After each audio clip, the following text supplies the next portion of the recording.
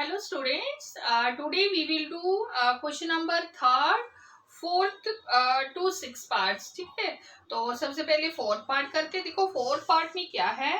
The taxi charges in A city consist of a fix charge together with the charge for distance covered. देखो इसमें क्या दिया हुआ है कि एक मतलब कि टैक्सी का चार्ज कैसे लिया जाता है. एक तो फिक्स चार्ज है और उसके बाद जितना किलोमीटर जो जाएगा उसके मतलब उसके अकॉर्डिंग वो चार्ज लेंगे. जैसे कुछ अमाउंट उन्होंने फिक्स रखा हुआ है. ठीक है, तो आप देखो for a distance of 10 kilometre the charge paid ₹105 and for a journey of 15 kilometre charge paid is ₹155. What are the fix charge and charge per kilometre. सबसे पहले हमें वो फिक्स चार्ज क्या है और चार्ज पर किलोमीटर क्या है वो बताना है. देखो हम एज्यूम कर लेंगे कि फिक्स चार्ज जो है वो x है, तो लेट फिक्स्ड चार्ज जो हम ले लेते हैं ₹x and charge per kilometre equal to ₹y. देखो ये चार्ज तो फिक्स है. ठीक है, मतलब x तो रहेगा. मान लो कि जैसे कि कहीं आपने जाना है तो ₹5 तो फिक्स है कि 5 तो लगेगा ही लगेगा. उसके बाद आप 1 किलोमीटर जाते हो, 2 किलोमीटर जाते हो, उसके अकॉर्डिंग जितना चार्ज बनेगा वो इसमें ऐड हो जाएगा. मतलब इसका ये मतलब है. ठीक है, तो अब देखो फिक्स चार्ज. अब देखो इक्वेशन कैसे बनेगी अकॉर्डिंग टू क्वेश्चन. जो हमारी इक्वेशन बनेगी, देखो फर्स्ट इक्वेशन क्या है कि फिक्स चार्ज तो देखो x रहेगा ही रहेगा सभी में. उसके अलावा वो कितने किलोमीटर जाते हैं, 10 किलोमीटर. ठीक है, 10 किलोमीटर. देखो 1 किलोमीटर का अगर y रुपीज है तो 10 किलोमीटर का 10y बन जाएगा ना, तो यहाँ 10y हो गया. और टोटल जो कितना है 105. तो यहाँ से हमारी ये फर्स्ट इक्वेशन बन गई. सेम ऐसे ही सेकेंड, x तो फिक्स है ही और 15 किलोमीटर 15y और टोटल 155. तो ये हमारी इक्वेशन नंबर 2 बन गई. ठीक है, अब इसको हम सॉल्व करेंगे सब्स्टिट्यूशन मेथड से. हम क्या करेंगे, x और y की वैल्यू निकालेंगे. तो इसमें से किसी एक इक्वेशन में से हम निकाल लेते हैं. जैसे x निकालो from equation 2, x equal to 155 minus 15y. तो पुट कर देते हैं. Put x equal to 155 minus 15y in equation 1. तो यहाँ से कितना आ गया, देखो 155 माइनस 15y और प्लस में 10y इक्वल टू 105. तो यहाँ से 150 इसको पहले सॉल्व कर लेते हैं. तो ये आ गया माइनस का 5y और इसको हम उधर ले जाते हैं. ठीक है, तो 155 में से 105 को माइनस किया, कितना आ गया 50. तो minus 5y equal to minus का 50. ये कट गया तो y कितना आ गया 50/5 10. तो हमारे पास y जो आ गया वो कितना आ गया 10. मतलब चार्ज पर किलोमीटर क्या है ₹10. ठीक है, अब हमें x निकालना है. तो x निकालने के लिए हम यहां से ले लेते हैं. देखो इसी में पुट कर देंगे ना, इसको 3 ले लेते हैं. तो फ्रॉम 3 क्या है हमारे पास, x equal to 155 minus 15y. तो 155 माइनस 15 इंटू 10, तो 155 माइनस 150. तो हमारे पास कितना आ गया 5. तो अब हमारे पास x 5 आ गया. मतलब तो फिक्स चार्ज कितना आ गया ₹5 और चार्ज पर किलोमीटर ₹10. ठीक है, तो ये हमारे पास आंसर आ गया. तो फिक्स चार्ज हमारा ₹5 है और चार्ज पर किलोमीटर ₹10. ठीक है, आप देखो एक छोटा सा पार्ट और नीचे दिया हुआ है कि how much does a person have to pay for travelling a distance of 25 kilometre. अगर एक पर्सन 25 किलोमीटर जाता है तो कितना जो है चार्ज होगा. देखो उसमें क्या होगा कि x तो फिक्स है ही, उसके बाद 25 किलोमीटर और जाता है, 25y हो गया. अब इसको सॉल्व कर लेते हैं. x कितना आ गया हमारे पास 5 और 25 इंटू में 10. तो 5 प्लस में 250. तो उसको कितना पे करना पड़ेगा ₹255. तो ये हमारे पास इसका सेकेंड आंसर आ गया. ठीक है बेटा, ये फोर्थ पार्ट हो गया. अब इसके बाद हम करेंगे इसका फिफ्थ पार्ट. यस स्टूडेंट्स, अब फिफ्थ पार्ट करते हैं। देखो फिफ्थ पार्ट में क्या है, a fraction become 9/11 if 2 is added to both the numerator and the denominator. If 3 is added to both the numerator and denominator it become 5/6। Find the fraction. देखो यहाँ पर हमारे पास ये क्या दिया हुआ, एक फ्रैक्शन हमें बनानी है। फ्रैक्शन क्या होता है, फ्रैक्शन में हमारे पास एक न्यूमरेटर होता है डिवाइडेड बाय डिनोमिनेटर मिलकर क्या बनती है, फ्रैक्शन। जैसे फ्रैक्शन जो होती है, फ्रैक्शन जो होता है वैसे एक कंप्लीट नंबर का एक पार्ट होता है, मतलब एक कंप्लीट होल नंबर का एक पार्ट। पार्ट मींस जैसे 1/4, 1/3, 3/4, ये सब क्या है, फ्रैक्शन है। मतलब एक कंप्लीट नंबर का एक पार्ट है। तो जिसमें एक क्या होता है, न्यूमरेटर होता है और डिवाइडेड बाय डिनोमिनेटर होता है। ठीक है, तो ये क्या होती है, फ्रैक्शन होती है। ओके, अब देखो यहाँ पर क्या है, हम सबसे पहले तो यही ले लेते हैं कि न्यूमरेटर, लेट हम एज्यूम कर लेते हैं, let numerator equal to x है और डिनोमिनेटर हमने ले लिया y। तो हमारे पास फ्रैक्शन क्या बनेगी, x अपॉन में y। तो हमें जो हमारा आंसर निकालना है वो x अपॉन y निकालना है। ठीक है, अब देखो हमारे पास कंडीशन क्या दे रखी है कि अगर न्यूमरेटर फ्रैक्शन 9/11 बनेगी if 2 is added to both numerator and denominator. अगर इस दोनों में हम 2 को ऐड कर दें तो हमारी फ्रैक्शन ये बन जाती है। ठीक है, अब यहाँ से हम इक्वेशन बनाएंगे क्रॉस मल्टीप्लाई करके। तो क्रॉस मल्टीप्लाई इसको इससे और इसको इससे, तो 11x प्लस ये कितना हो गया 22, यहाँ से 9y प्लस 18। तो 11x minus 9y equal to ये इधर आ गया प्लस में 18। तो 11x minus 9y equal to 22 में 18 कितना आ गया 4। ठीक है, तो ये माइनस का 4 हमारे पास इक्वेशन नंबर 1 बन गई। ठीक है, सेम ऐसे ही सेकंड इक्वेशन भी निकालते हैं। सेकंड में क्या है, क्या है कि फ्रैक्शन में अगर हम न्यूमरेटर और डिनोमिनेटर में 3 को ऐड कर दे तो फ्रैक्शन हमारी 5/6 बन जाती है। ठीक है, तो x प्लस में 3 अपॉन y प्लस 3 ये बन गई 5/6। क्रॉस मल्टीप्लाई इसको इससे, इसको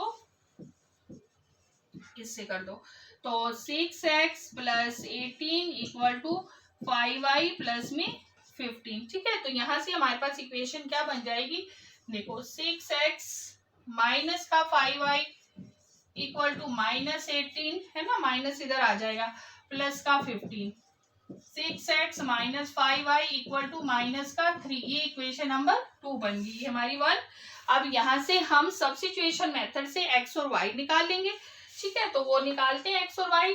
तो आप किसी भी इक्वेशन से निकाल सकते हो, तो हम यहाँ से ले लेते हैं फ्रॉम इक्वेशन 1। तो यहाँ से हम x निकालेंगे -3 प्लस 5y, x कितना आ गया अपॉन में 6। ठीक है, तो पुट कर देते हैं x equal to -3 plus 5y by 6 in equation 1।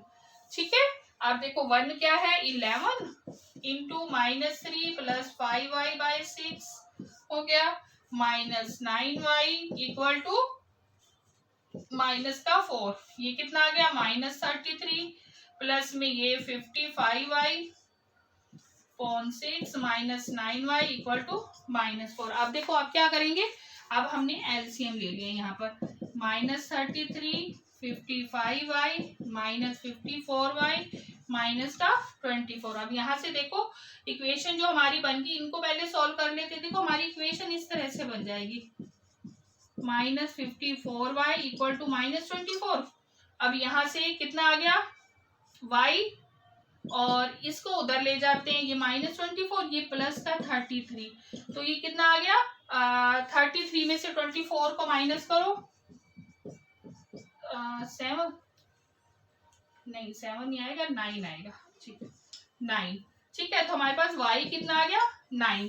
अब y 9 आ गया, अब हमें x निकालना है। देखो x हम यहाँ पे पुट करके निकाल लेते हैं। ठीक है ना, तो x यहाँ से इसको नंबर 3 फ्रॉम 3 कितना है x equal to -3 plus 5 into में y कितना है 9 अपॉन में कितना आ गया 6 -3 प्लस 45/6 ये आ गया 42/6, ये 7 x कितना आ गया हमारे पास 7 आ गया। ठीक है, अब हमें क्या निकालना है, हमें तो फ्रैक्शन निकालनी है। तो फ्रैक्शन, हमारी फ्रैक्शन क्या है, x अपॉन में y मीन्स 7 अपॉन में 9। तो ये हमारा क्या आ गया, आंसर आ गया। ठीक है बेटा, ये जो था 5th पार्ट था, आई होप आपको समझ आ गया होगा अच्छे से। ठीक है, तो इसके बाद हम इसका लास्ट पार्ट करेंगे अभी। यस स्टूडेंट्स, अब करते हैं 6th पार्ट। देखो 6th पार्ट में क्या है, 5 years hence the age of Jacob will be 3 times that of his son। ठीक है, and 5 years ago Jacob's age was 7 times that of his son। What are their present age? तो हमें सबसे पहले तो हम इसमें एज्यूम कर लेते हैं कि उन दोनों की प्रेजेंट एज क्या है। ठीक है, तो सबसे पहले जो करते हैं, लेट, क्या लिखेंगे, let present age of Jacob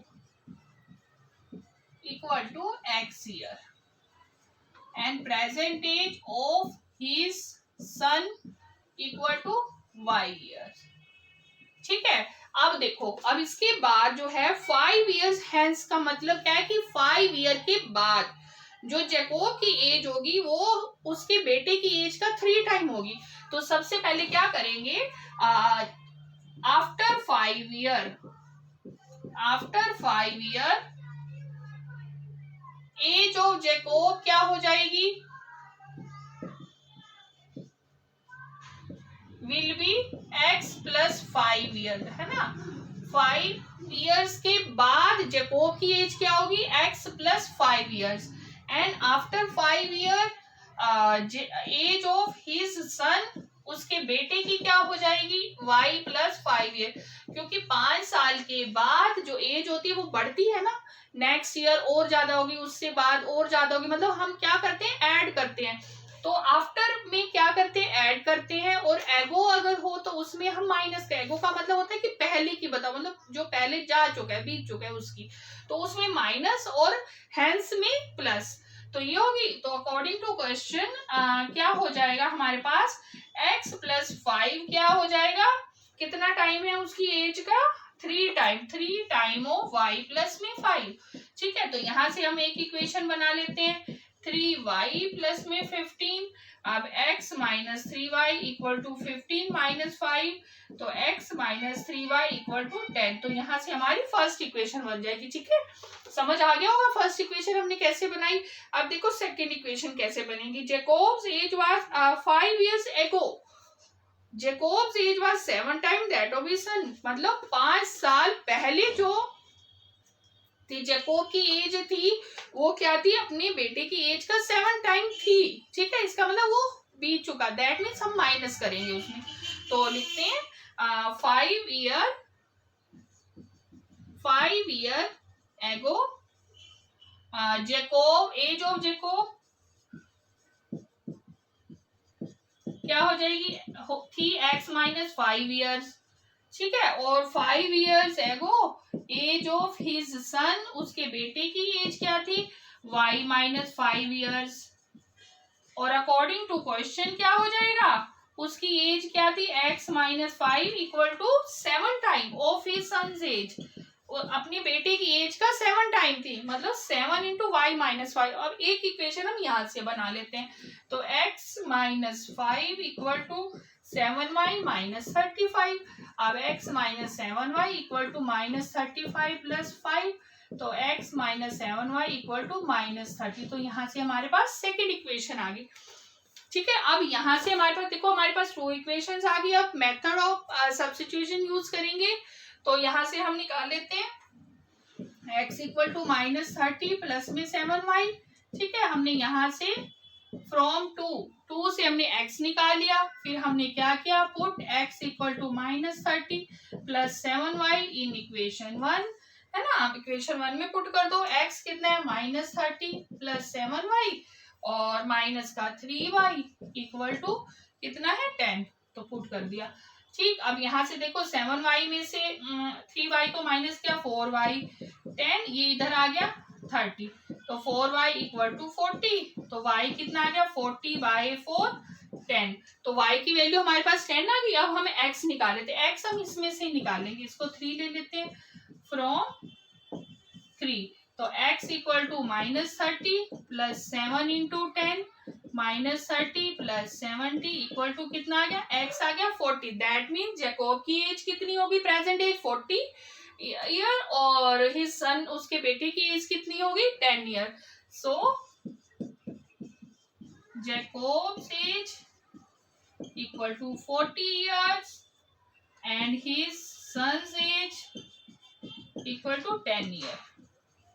ठीक है, तो ये हमारे पास आंसर आ गया इसका। आई होप बेटा अच्छे से आपको ये समझ आ गया होगा क्वेश्चन। ठीक है, इसके साथ हमारी एक्सरसाइज 3.3 भी कंप्लीट होती है।